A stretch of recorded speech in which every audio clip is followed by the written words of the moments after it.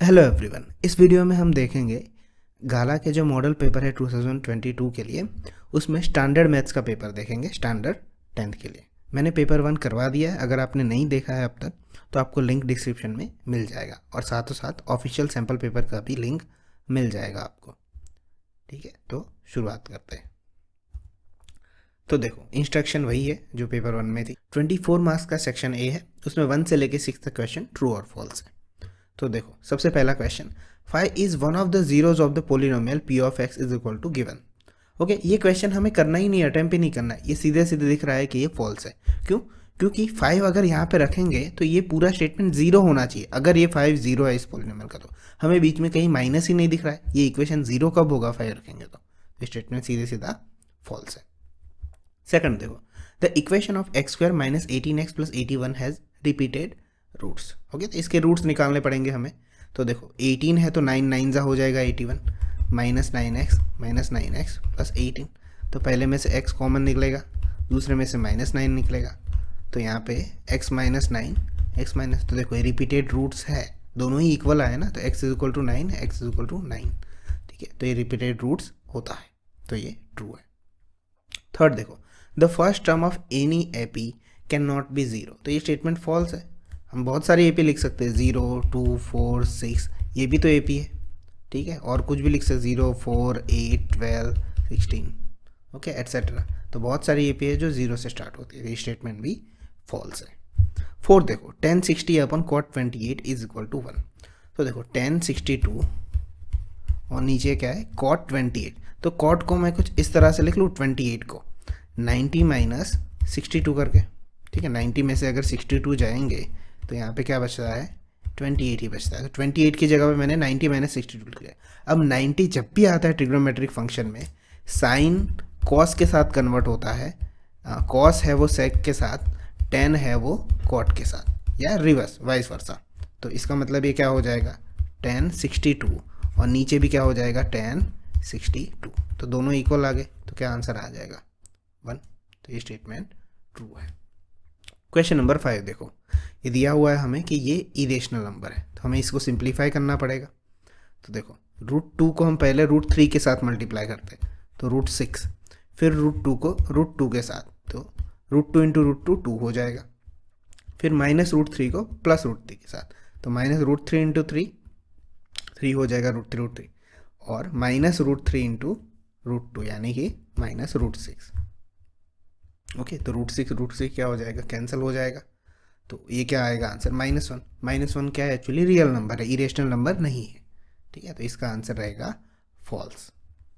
6 देखो, 3x is equal to 7 is a line parallel to the x axis. तो ये statement false होगा।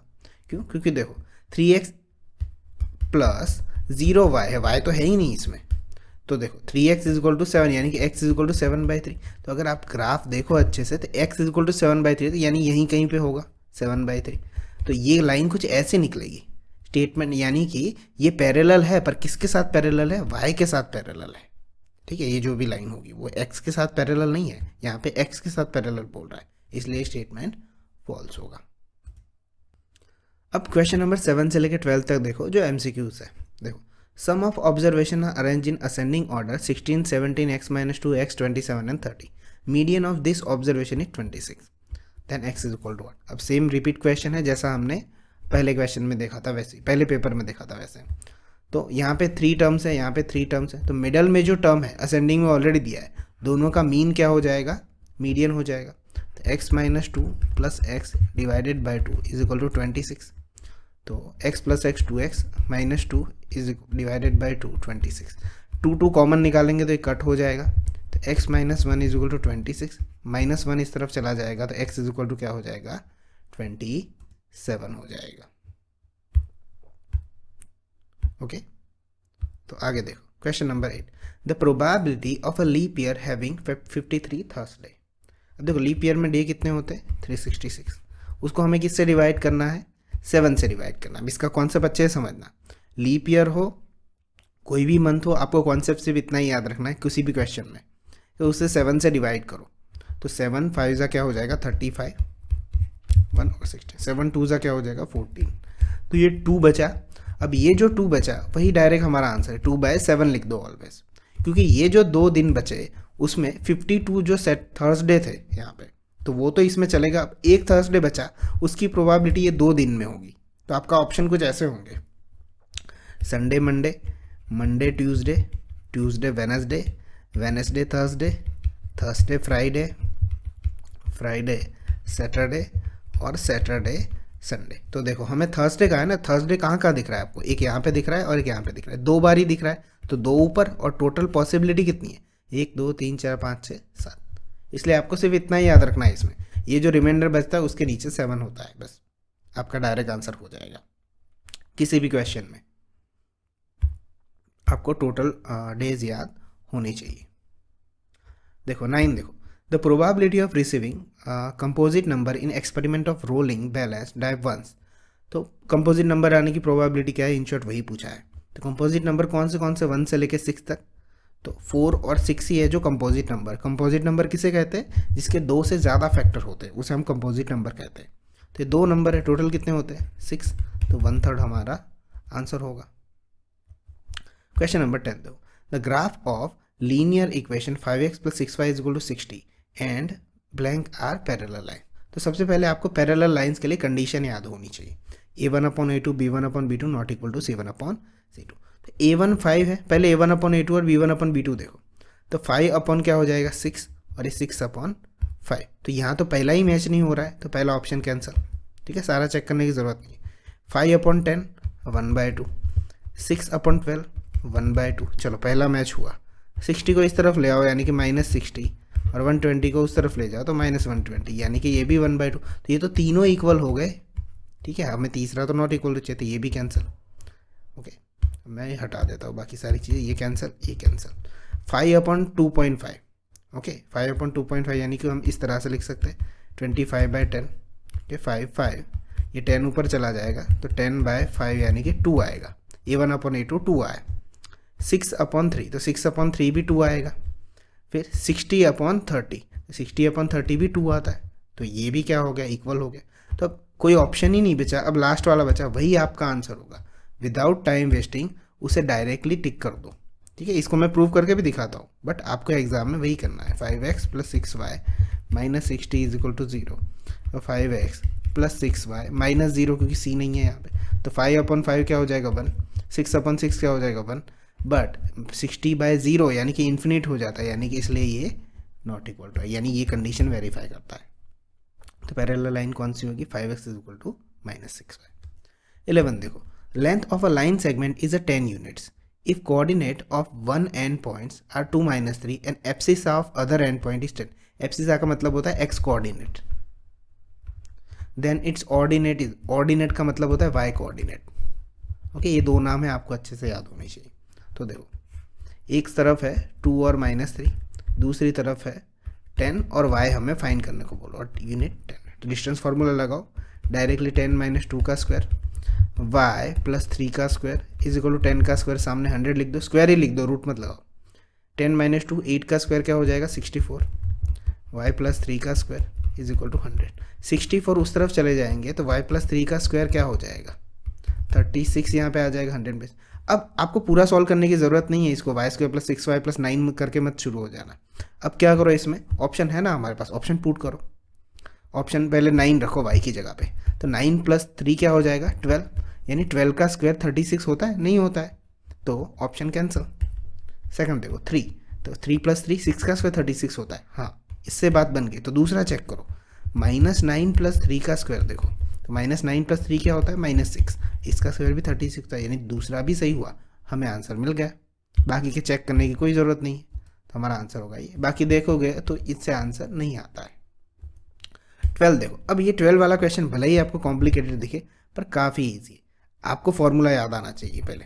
तो देखो, ये फॉर्मूला कुछ मीडियन, मोड और मीन का जो है मैंने कुछ इस तरह से याद रखवाया है कि 3 2 1 लिख दो पहले अच्छे से, ठीक है, और यहाँ 2 और 1 के बीच में प्लस रख दो। अब मोड, मीन और मीडियन, ये 3 चीज़ें इनकी नोटेशन याद है। मीडियन को हम m से डिनोट करते हैं, मीन को हम x से, मोड को हम z से। तो मैं इस तरह से फॉर्मूला याद रखता हूँ। अल्फ़ाबेटिकली ऑर्डर में देखो, सबसे पहले कौन आता है m, यहाँ पे रख दो, फिर कौन आता है x, और फिर कौन आता है z। यानी यही फॉर्मूला बन गया, 3 median is equal to 2 mean plus mode, ये 1 नहीं लिखते चलता है। अब इस फॉर्मूला को ध्यान से देखो, मीडियन के साथ 3 मल्टीप्लाई होना ही चाहिए, यहाँ मीडियन है, मीडियन और कहीं नहीं है जो सिंप्लीफाई होगा, तो यहाँ पे डेफिनेटली 3 ही होगा, क्योंकि 3 के साथ मीडियन मल्टीप्लाई होता है, तो ऑप्शन सी यही मिल गया। हम इसे सिंप्लीफाई भी करते हैं तो देखो यही फॉर्म आके रह जाएगा, तो मैं यहाँ लिख देता हूँ मॉड जो z है, मीन है वो x इज इक्वल टू, यहाँ पे हम ब्लैंक रहने देते, क्वेश्चन मार्क रहने देता हूँ, ओके सॉरी 3 रहने, 3 हम करते हैं, पुट करते हैं, ऑप्शन पुट करते हैं एक एक करके, तो मैं आंसर ही ले रहा हूँ 3 मीडियन m माइनस 3x। तो देखो हम इसे सिंप्लीफाई करते हैं, 3m को उसी तरफ रहने दो, z minus x plus 3x हो जाएगा, 3x माइनस एक्स क्या हो जाएगा 2x।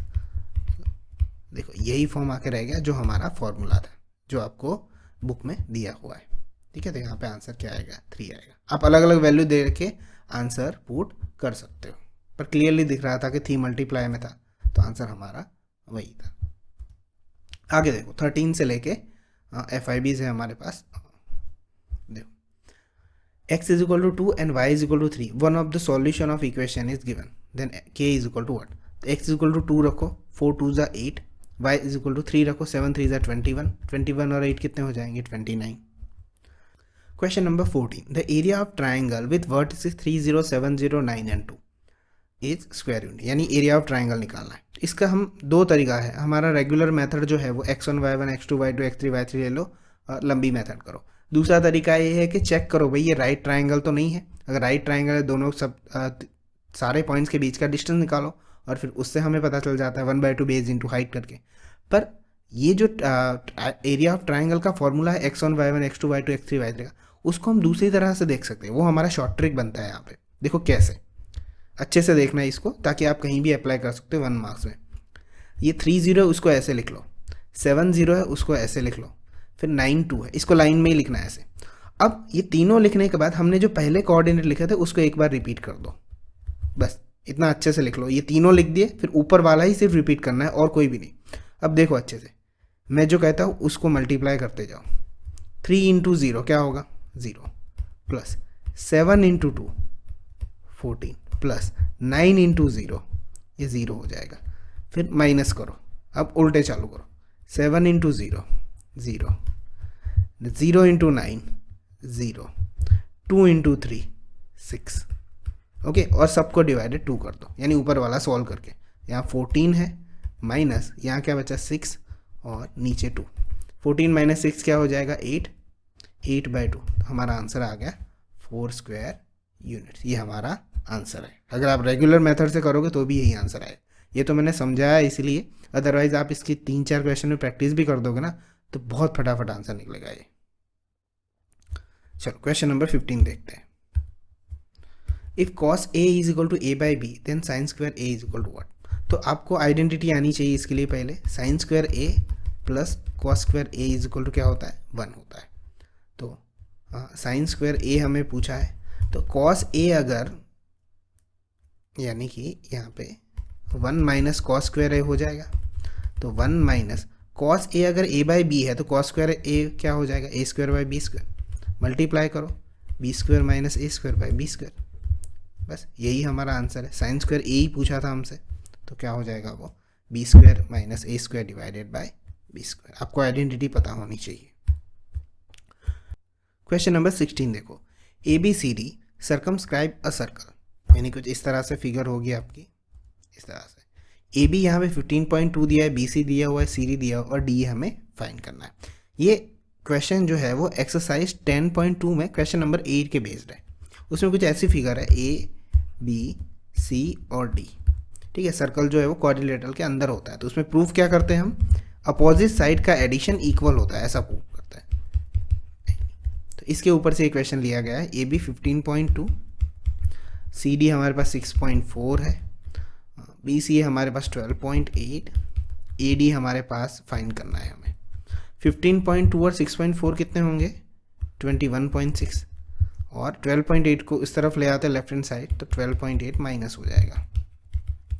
ओके, तो 21.6 माइनस 12.8 हम करते हैं, 16 में से 8 जाएगा 8, 20 में से 12 जाएंगे 8, यानी 8.8 सेंटीमीटर आएगा।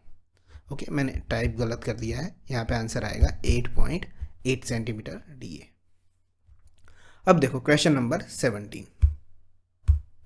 ओके, तो देखो क्वेश्चन नंबर 17 देखो, √2 प्लस √2 प्लस √2। अब देखो इस क्वेश्चन का शॉर्ट ट्रिक है मेरे पास, और ऐसे 2 क्वेश्चन मैं और भी करवाऊंगा, पर पहले मैं आपको बेसिक मेथड बता देता हूँ कि ये होता कैसे है एक्चुअली। तो देखो इसे अच्छे से कि इसको हम किस तरह से लिख सकते हैं। अगर मैं कहूँ √2 जो है, इस सबको, ये जो √2 पूरा चल रहा है प्लस √2, इसको मैं x मान लेता हूँ। ठीक है, इसे अच्छे से समझना, इसको मैं x मान लेता हूँ। तो ध्यान से देखो, ये जो अंदर पूरा √2 और ये पूरा जो प्रोसेस है उसको भी मैं x कह सकता हूँ, क्योंकि वही तो मैंने पूरा लिखा। x के बराबर मुझे क्या मिला, √2 प्लस x मिला। इन सबको जो अंदर पूरे थे उन सबको क्या लिया था मैंने, x, तो इसी को मैंने अंदर पुट कर दिया। अब दोनों साइड स्क्वायर करो तो 2 प्लस x हो जाएगा is equal to x square, एक साइड स्क्वायर हो जाएगा, दोनों को उस तरफ ले जाते हैं, -x - 2 इज इक्वल टू 0। तो क्या हो जाएगा, x square minus 2x plus x minus 2, इस तरह से फैक्टराइजेशन होगा, x -2 plus 1x - 2 is equal to 0। x - 2 बाहर निकाल दो, x + 1, तो x के बराबर 2 मिलेगा, या तो x के बराबर -1 मिलेगा। हमारा आंसर 2 रहेगा, क्योंकि रूट में है तो रूट की जो वैल्यू होती है हम क्या लेते हैं, रूट्स में पॉजिटिव वैल्यू लेते हैं ओनली। ठीक है, नेगेटिव होती है पर आप 10th में नहीं पढ़ते हो, वो आप 11th 12th में मैथ्स रखोगे तो आएगी, अदरवाइज तो ये 2 ही आंसर होगा अभी, अब तक 10th में नहीं है। तो ये पूरा मेथड बेसिक है, आपको बेसिक पता होना चाहिए कि ये कैसे आया, क्योंकि कभी कभी जो क्वेश्चन है वो ट्रिक वाले नहीं होते, अगर टफ जो क्वेश्चन होते वैसे आपके लेवल में नहीं आएंगे, पर बेसिक मेथड आपको पता होना चाहिए। अब देखो ये क्वेश्चन ट्रिक से कैसे होता है, तो ये जो 2 है ना उसके फैक्टर निकालो, तो 2 1 जा होता है, ऐसे फैक्टर जो कंजिक्यूटिव हो, कंजिक्यूटिव का मतलब 1 के बाद 2 आता है वैसे, तो ये 2 और 1 आए सिर्फ। ठीक है, तो हमारा आंसर बड़ा इंटीजर लिख दो, सिर्फ 2, हमारा आंसर डायरेक्ट आ गया 2। हमने जो पूरा अभी किया था पूरा कैलकुलेशन वो सिर्फ 2 सेकंड्स में आ गया। दूसरा एक क्वेश्चन देखो, देखो मैं प्रैक्टिस करवा कर देख लेता हूँ आपको। ठीक है, यहाँ पे आंसर 2 है हमारा इसका। देखो ये क्वेश्चन प्रैक्टिस करते हैं, ये इस तरह से √6 प्लस √6 प्लस √6। अब देखो 6 के फैक्टर कितने होते हैं, 6 1 जा भी होता है, फिर 2 3 जा भी होता है, हमें कंजिक्यूटिव ही लेने हैं, तो 2 और 3 को लो। ठीक है, 2 और 3, दोनों में बड़ा कौन है, 3, तो इसका आंसर डायरेक्टली 3 आएगा। एक और क्वेश्चन देखो, √20 प्लस √20 प्लस √20 ऐसे ले लो, तो उसके हम फैक्टराइजेशन निकालते हैं, हमें पता है वैसे तो 10 2 जा होता है, फिर 5 4 जा होता है, इस तरह से आप कर सकते हो। तो कॉन्जिक्यूटिव कौन से है, तो 4 और 5 है, तो 4 और 5, तो दोनों में बड़ा कौन है, 5, तो इसका आंसर क्या होगा, 5। अब सिमिलर पैटर्न पे अगर आपके पास ऐसा भी क्वेश्चन आ जाए, 2 माइनस √2 और फिर माइनस करके ये चलता रहे, तो इसमें क्या करते हैं, तो 2 और 1 आते हैं, तो उसमें माइनस वाले में छोटा वाला आंसर होता है, इसके बराबर 1 होता है। उससे उल्टा ये √6 और √3 में अगर ऐसा क्वेश्चन आता, √6 माइनस √6 माइनस √6 माइनस करके चलता है ऐसे, तो 2 और 3 प्लस होता तो 3 आंसर आता, पर यहाँ पे माइनस है तो इसका आंसर 2 आएगा। ठीक है, तो ये दोनों ही ट्रिक को आप अच्छे से अपने फेयरबुक में जब रिवीजन करो तो एक बार देख लेना, इस तरह से ये सॉल्यूशन होता है। बेसिक मेथड भी एक बार करके देख लेना अच्छे से। नेक्स्ट क्वेश्चन देखो, question number 18, if the mean of the following distribution is 2.6 then y is equal to what. अब ये डायरेक्ट मेथड से इजी रहेगा ये क्वेश्चन, xi fi दिया हुआ है, तो x bar is equal to, formula क्या होता है हमारा, sigma fi xi divided by sigma fi। Okay, तो मीन हमें दिया है 2.6, सिग्मा fi xi यानी fi xi का सबका एडिशन मल्टीप्लाई करके, 4 1 जा 4, 2 5 जा 10, 3 इंटू वाई 3y, 4 1 जा 4 और 5 2 जा 10, और नीचे क्या होगा, सिग्मा fi यानी सिर्फ fi का एडिशन, 2 + 1 3, 3 + 5 8, 8 और 5 12, 12 प्लस y। ओके, अब हम इसे सॉल्व करते हैं अच्छे से। 2.6 को हम ऐसे लिख सकते हैं 26/10 और 12 plus y is equal to, सामने क्या होगा देखो, 10 + 4 14, 14 और 10 24, 24 और 4 28 प्लस 3y।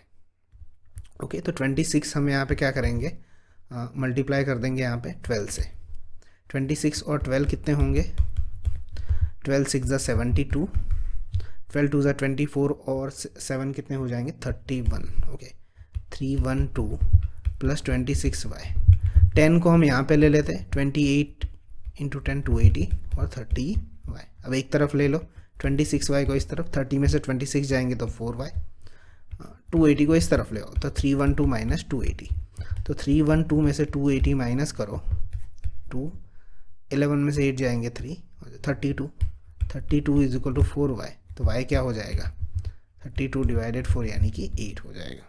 ठीक है, थोड़ा ये लेंदी था, इस तरह से क्वेश्चन होगा। तो y की वैल्यू कितना आएगी 8 आएगी। नेक्स्ट क्वेश्चन देखो 19 से 24 वन वर्ड में आंसर होते। If the circumference of circle and area are numerically equal then find the diameter of circle. अब क्वेश्चन को ध्यान से पढ़ना। सर्कमफरेंस ऑफ सर्कल का है 2πr and area of circle πr square, ये दोनों इक्वल है, तो हमें डायमीटर पूछा है यानी कि 2r पूछा है। तो चलो पहले तो एक r यहाँ से कट हो जाएगा, पाई कैंसिल, तो r के बराबर क्या है 2, डायमीटर उसका डबल होता है 4, आंसर आ जाएगा 4 यूनिट। 20 देखो, find the CSA of cylinder with diameter 21 यानी radius 21/2, height is equal to 15 centimetre.